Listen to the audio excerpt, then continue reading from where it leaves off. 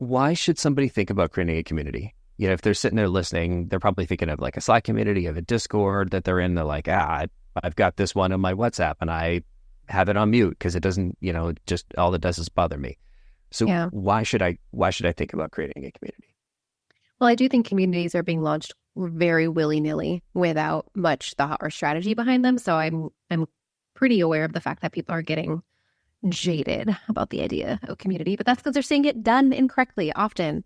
The very short answer is, in my humble opinion, it is the highest defensibility that you can build. So as much as we like to convince ourselves otherwise, almost everything else can be duplicated. People can make the widgets we make. They can use the business model we use.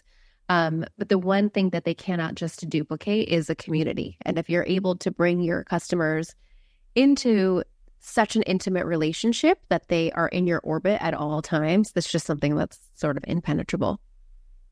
I love that. I think it's and I've heard a number of creators talk about the kind of owned media, so that you're not beholden to a platform. Right. Like you've got a good following on LinkedIn. I've got a okay following on LinkedIn, but what was it? What was the quote? I think it was Tim Ferriss interviewed somebody and he said, it's like his whole business was based on 2 Facebook pages. And he's like, what does it feel like? What is your experience? He's like, I feel like I have the most profitable McDonald's in the world on top of an active volcano. That is great.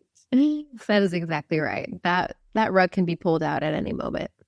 Totally. And so when we're talking about communities, it sounds like we're talking about that kind of owned media where you own the community. Doesn't matter what the platform is, but it is something that you have control over, or mostly control over.